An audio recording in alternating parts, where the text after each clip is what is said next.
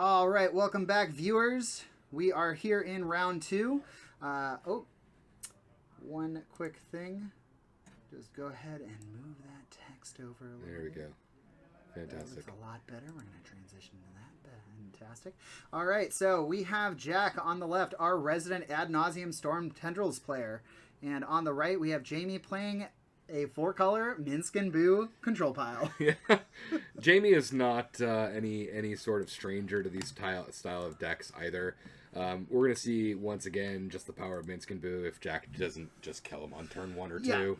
So I mean that's the real thing here, right? Is the mid-range strategy, like Jamie's going to have the answer for the storm right then and there, or it's over. Yeah, I mean Jamie does play Force of Will in his list, undoubtedly. Jack has these style of decks, or even Tess, the Epic Storm. They have oftentimes very hard time dealing with a single counterspell. Jamie might be even playing like Flusterstorm in the sideboard, which is going to be really good for him in game 2. But if Jamie doesn't, if Jamie knows what his opponent is on before they even start, Jamie could just mulligan until he sees a Force of Will keep a good hand. Have it be there, because Jack can just blow his entire load, as it were. We should pull up the Ad Nauseam list though, so I'll do that really quick. You want to talk about the deck a little bit?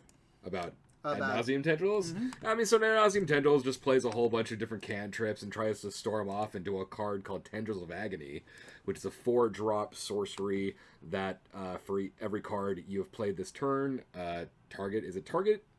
Yeah, target player loses 2 life and you gain 2 life. So there it is on the screen there.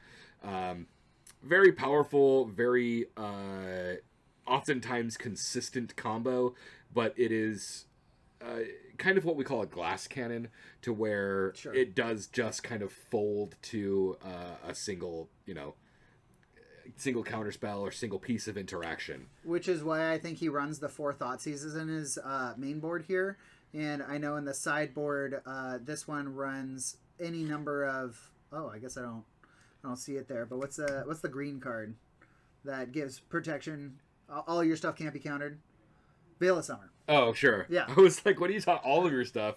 Yeah. So you just can't be countered for that one turn. Veil of Summer is a very good card. Yeah, you go off, find a Veil of Summer.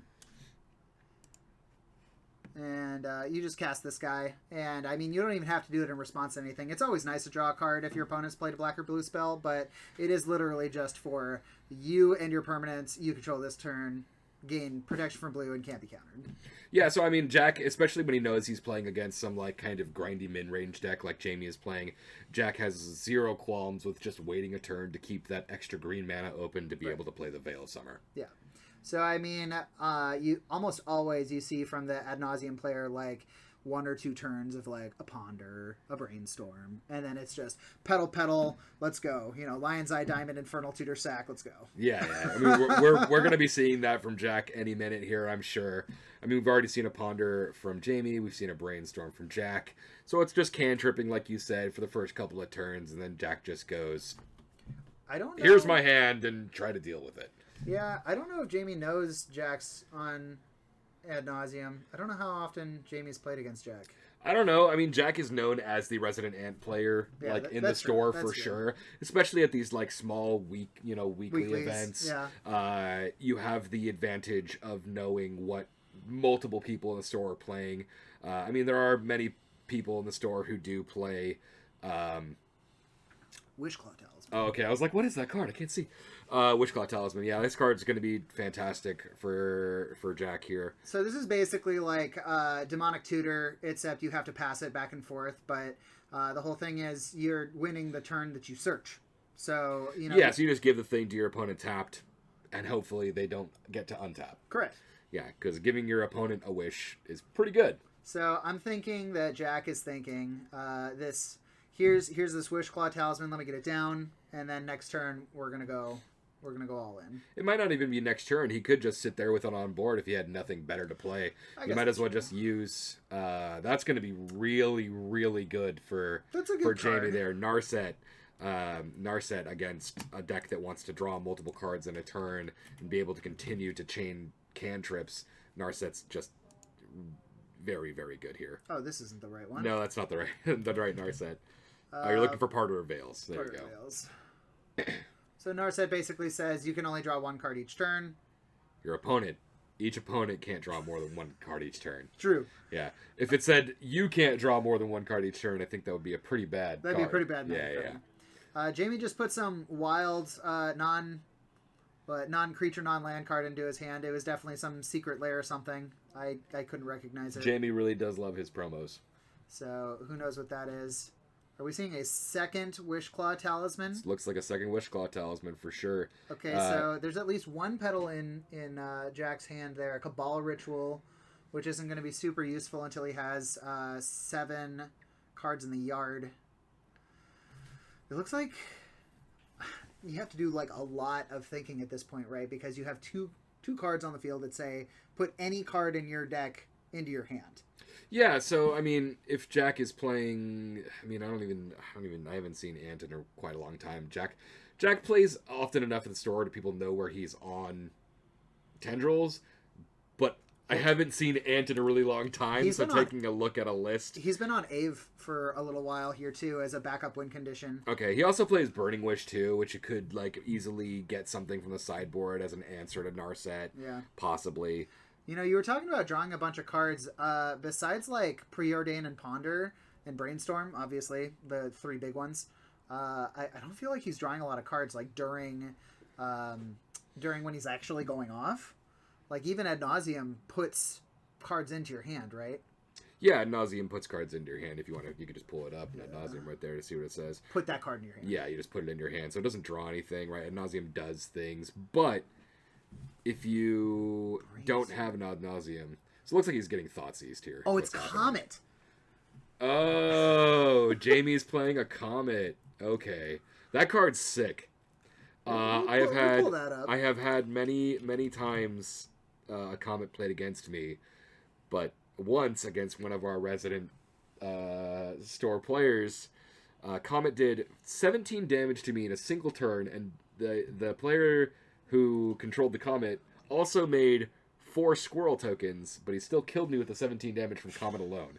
So he just chained off Comet again and again and again and again and again in one turn, and didn't even have to swing with the 4 hasty green squirrels. Why does this card create green squirrels that are hasty? Because it's an uncard, is why. It's an uncard that made it into legal tournament play.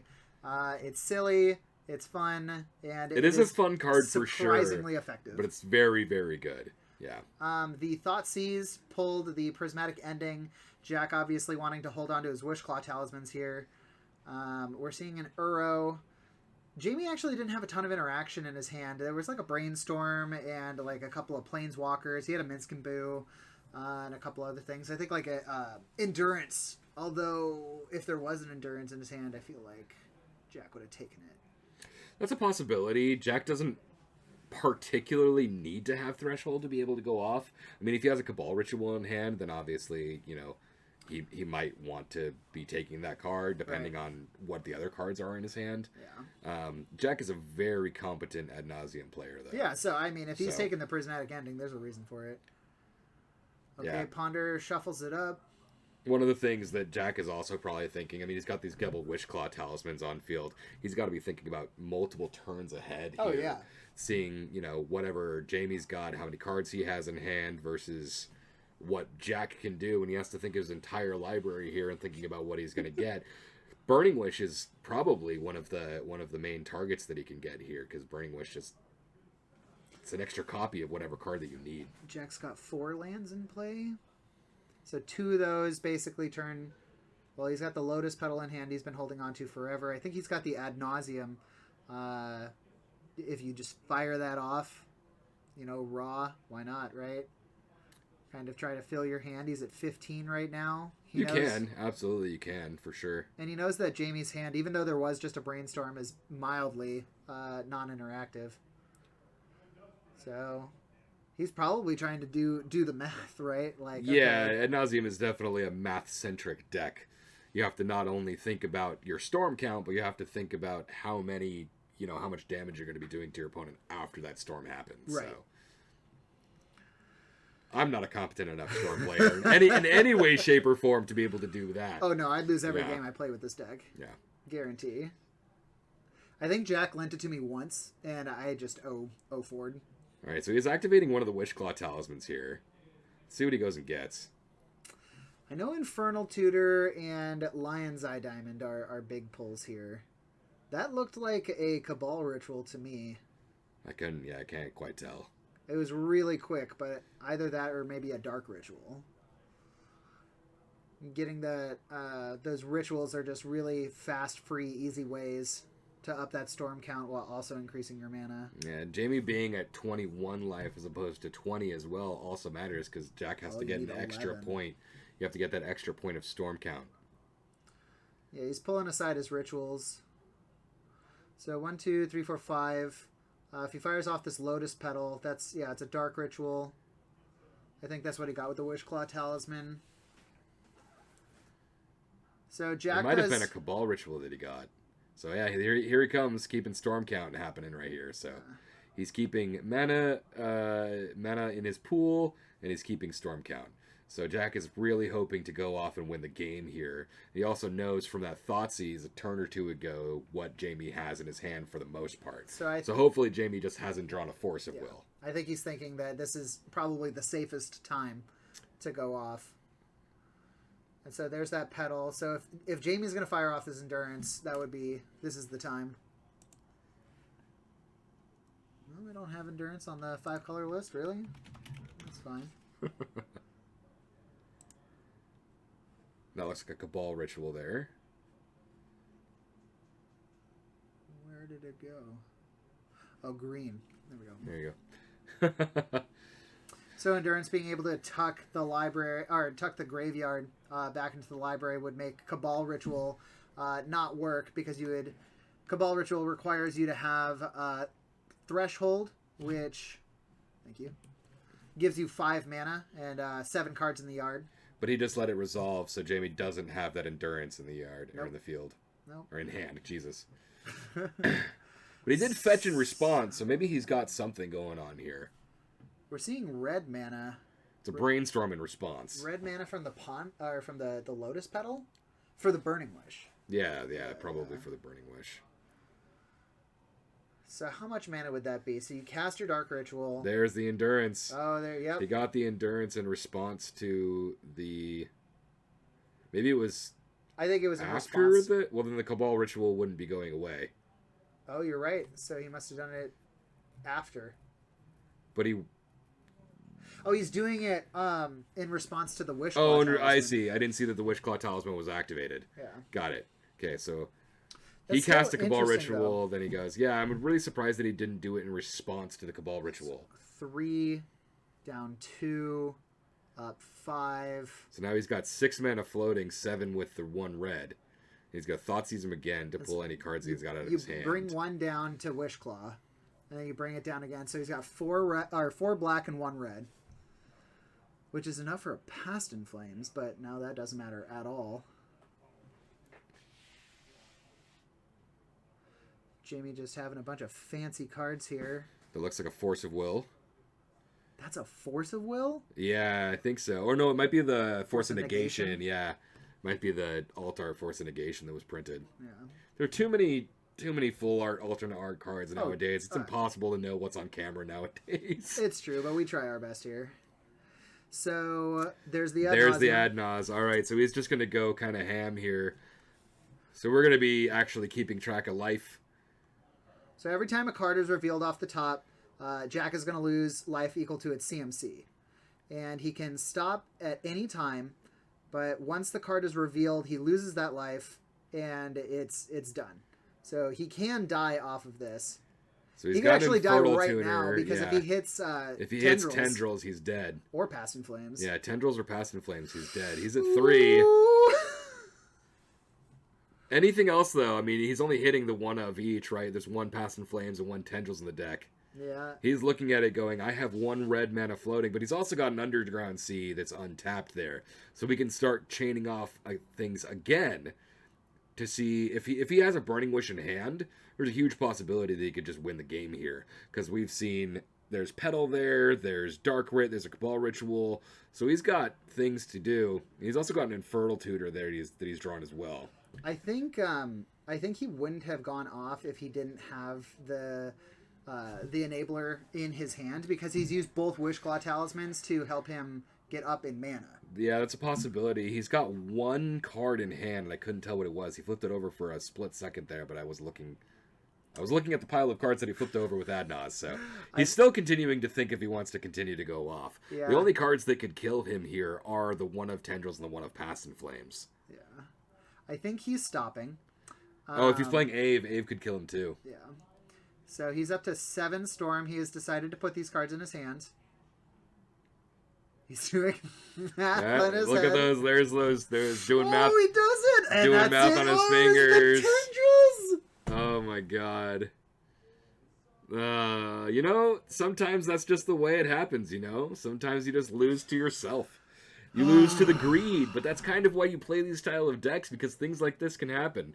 You don't play Ant because it's good, you play it because it's entertaining. Yeah, I suppose that's true. Not to say that Ant isn't good, it's very powerful, but, I mean, when you gotta go, you gotta do it, Yeah. Really statistically, what are the chances? There had to be, 40 cards left in his... Somewhere around there, probably, yeah. And then If 2 not cards? less. Or Three 3 cards, Tendrils, Past in Flames, and the Ouphe. Yeah, but, sometimes that just happens, right? We're playing a game of RNG, and, Yeah. All right. Let's see here. I'm liking... What do I like out of this sideboard here? Well, so the thing about the Burning Wish Tendrils deck is half of this is a Wish sideboard. Exactly, yeah. Like the Pure Into the Abyss, that's definitely a card that you're grabbing with Burning Wish. Same with the Massacre, probably even the same with the Meltdown and the Tendrils. So, and the Empty the Warrens. So the rest is you get 8 cards as your sideboard, really? Yeah, so he's probably looking into boarding, maybe if he is still playing the Malevolent Hermits. There's a possibility that he wants to board those in just as another way to combat the counter spells. Echoing Truth is a nice way to deal with a threat that he might not be able to answer. Chain of Vapor as well. So we could be seeing those cards coming in. Duress is probably going to be coming in as well. Another way to take out the Force of Will or Force of Negation out of hand. I do like Echoing Truth a lot. That answers, like a Damping Sphere, or what else does Zenith run? Like a Thorn of Amethyst. Thorn is surprisingly good against the Ad Nauseam Tendrils deck, because they just don't really have answers to artifacts. Yeah, I mean, if we really wanted to here, right? If Jack really wanted to get rid of the one of Thorn, he could wish for the Meltdown. I suppose that's true. I didn't think of that. Yeah. Probably not going to be seeing it happen. I mean, maybe it could, but, maybe. I think Let's see what's happening here. Jack's probably going over his plays about, Jack this was my math, what are the chances? Can't believe the one of, blah, blah, blah. But Jack's also a good guy. Never really takes the beats. No. He just shrugs them off as if they're nothing. Jack is what I appreciate about this game. He's one of those players that's just like, oh man, you beat me. Good job. Good job. All right. Good job. Let's move on. Next game. Yeah. Jack's a good guy.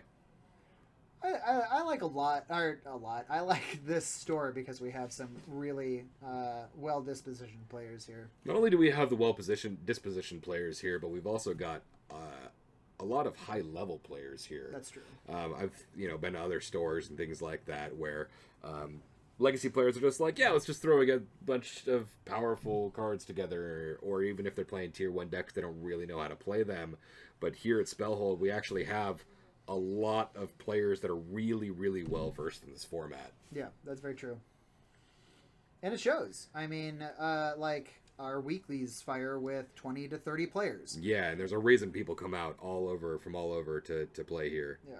For this Legacy event. Legacy is more popular here than Modern or Pioneer or Pauper or I don't know even if you Draft. know, but some of our subscribers on the YouTube channel are actually from Sweden, watching these matches because they don't have a local Legacy scene. People just don't play Legacy, I guess, over in Sweden.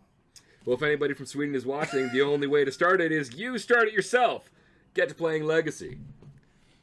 And keep watching Tuesday Night Legacy as well. Do both. Do both. Do both. You can do both. You can do both. It's fine. So we see a Ponder from Jack here. We see a land from Jamie and a pass, and another Ponder from Jack on turn 2. I'm guessing that's an underground sea that's getting tapped here. Someday we'll have a camera that doesn't show glare. But that is not this day. Looks like Jack's got that Thoughtseize in hand, ready to protect his combo. Just seeing a Flooded Strand in Jamie's hand. What I like about Jamie's deck is it seems like it's less like just Minsc and Boo and more like 4-colored Planeswalkers. It's Superfriends. Yeah, it is a Super Friends deck. It does play, probably a Singleton Comet, probably 2 Minsc and Boo. There's probably a Jace the Mind Sculptor somewhere in the mix. But his is more of like a control deck rather than like a Green Sun Zenith like pile. Right. Yeah. See a Prismatic Ending. This is like an end step Brainstorm from Jamie as well. Yep. But Jamie's got the fetch land to get rid of that one card that he put back that he didn't want. I think it's the ending, because like, what are you going to ending against a Storm player? If your Storm player puts, we've seen Wishclaw Talisman pass from Jack. Yeah. We could see Petal pass, something like that. To one of the greatest ways to combat these Storm style decks. That's a really good one from Jamie. That's a Collector Ouphe. Ouphe activated abilities of artifacts can't be activated, so there goes LED, there goes Wishclaw Talisman, there goes Lotus Petal. That's a lot of Jack's mana, and that's exactly what I was just about to say, was that one of the ways to combat these Storm style decks in Legacy is putting them on a detriment of mana. So being able to not tap a lot of things and create a lot of mana with all of these different mana rocks effectively is huge for Jamie. And I mean, really, for how Jack plays his deck, that Collector Ouphe might as well be an enchantment or an artifact. He doesn't run removal. Yeah. So I think the only answers so here are going to be, like he dropped a card here. Yeah, it's going to be either Chain of Vapor or Echoing Truth. Yeah. It looks like we're slapping down a Carpet of Flowers here and passing. It's an interesting bring-in from Jack. Like I was saying earlier, Carpet of Flowers is oftentimes brought in against cards that are slowing you down. But I guess that's exactly what Collector Ouphe is doing. I guess he brought that in maybe because he thought cards like Collector Ouphe were going to be seen. Yeah. Because in Game 1, we didn't see any Wastelands or anything like that. But if Jack just goes fast, I guess, against this moderately slow mid-range deck, then I guess it's better for him. It's an interesting bring-in, but I wouldn't have thought of it. But once again, I'm not a Storm player. There you go. We do see the only piece of interaction in Jamie's hand right now is the Force of Vigor, which can blow up some artifacts at instant speed. We're casting an Uro, gain some life, maybe put a land into play. Maybe. Decides against it. So yeah, I mean, Jamie's kind of in a weird position here. He's already got his Artifact Hate in play. He's got some Artifact Hate in his hand. But now I see. Okay. Jack having the Carpet of Flowers, ramping him 3 for all of those nice blue dual lands that Jamie has in play. I couldn't tell what was Jamie's graveyard and what was his hand at one point in time, because Jamie's playing with partially part of his hand revealed from a Thoughtseize for Jack, and I thought that was his graveyard, and he pulled an Uro out of it for 3 mana, and I was like, wait a minute, that can't happen. Do I have to run out there again? Nope. But no, that's his hand, not his graveyard. Correct. So I think Jack is sitting here counting cards, which is a little bit scary for Jamie. I'm sure Jamie is sitting there going, oh no. But you said that he's got a Force of Negation in hand? Force of Vigor. Force of Vigor in hand. Just blows up some artifacts. So it can also blow up the Carpet of Flowers. Oh, it sure can. Yeah. But it looks like he's already created the mana from Carpet of Flowers, and he's starting to play Cabal rituals and stuff here. So using all 5. All right, we're going off. Here's the Ad Nauseam. Here's the Ad Nauseam from Jack. He says, if you got it, you got it. Do you have the counterspell? I think Jack had a the Veil of Summer in hand, but Oh, does he have it in hand? I think he decided against it. Maybe because he can do it at instant speed response. Yeah, you can do it in response to a counterspell for sure. Galvanic Relay, that's a fun one. Yeah, that's a good one. Ooh, Jack has taken a lot of damage here. He's down to 4. He could hit that. He could hit the Ad Nauseam again. Oh, this was a really depends terrible Ad Nauseam. It really depends on what's in his hand. He could just hit. You know, I mean, the pedal that he got is obviously no good for him because the Collector Ouphe is on field. He didn't hit any. He didn't hit Chain of Vapor or Echoing Truth, but maybe he has them in hand. Looks like he's got a Thoughtseize in hand when he also hit one off the Ad Naus. Okay, there is a Boseiju. Jack is probably looking at somebody next to him and going, "Oh God!" I just know how Jack is, right? He's looking around to give the room some entertainment. This is tough. I mean, you get to draw all these cards, but he really can't do anything with it. Like, maybe he casts the Brainstorm here, but then he just is at 3. Collector Ouphe cracks in for another 2, and then what? You know? Yeah, I mean, he doesn't even have any more mana available to him except for that one untapped land. He can't play the Pedal because of the Collector Ouphe. He can't even play a Dark Ritual. He doesn't have black mana available to him. He's already used all of the mana from the Cabal Ritual and from the Carpet of Flowers to play the Ad Nauseam. Yeah. So he flips it one more time, hits a Dark Ritual, and decides, okay, that's enough. So I think the play here is okay. So there's Storm count going up. He looked like he was about to crack it, and then Jamie motions to his Collector Ouphe saying, "No." You Brainstorm for hopefully a black land because he hasn't made a land drop this turn. No, he has not made a land drop yet, but I think he. All right, yeah, it looks like he's just conceding there. Jamie just motions to his Collector Ouphe again. Definitely not really a way I thought this match would go. I mean, Jamie having counterspells at his disposal is good for him, but Jack just ended up kind of saying screw it and went for it, and then it ended up not being good for him. The deck kind of beat itself, I think, in both of these Ad Nauseams. I mean, usually the card can generate you insane advantage, but that one was just really tough, you know? Yeah, so it brings in the Veil of Summer and the 2 carpets. Okay, yeah, that's exactly right. Yeah, sometimes these Ad Nauseam Tendrils are playing... Can I open this on stream? Sorry, everybody, give me just a second. Yeah, just a second. We'll talk about it in a minute. Okay. Go ahead. Oh, oftentimes these Ad Nauseam players are playing Veil of Summer in the main because they need to play the counterspell. Yeah. So I don't know if Jack is playing any in the main, but he's obviously playing the one on the side. Oh, Jamie got a Terminus there in his sideboard? That's pretty fun. And he did bring in the Surgical Extraction as well. Yeah. Yeah. I mean, that's pretty good for like a passive. And it looks like he brought in the Meltdown. Yeah. Yeah, which is really good against all of the things. I mean, oftentimes Jack is probably just going to want to play all those things, keep them in hand, and then play them when they're relevant. So it's kind of interesting to see the Meltdown there. But as we saw in Game 1, he can just go Wishclaw pass, and then Jamie can just get him off the field. Yeah. So. All right, so that's going to do it for round 2. We will be going to round 3 in about 20 minutes here. I guess a player wants to open a Pokemon pack. Booster pack on stream. So what we're going to do for that is I'm just going to kick it over to the between matches, and you guys can see it on the live stream. So we'll catch you in a few minutes.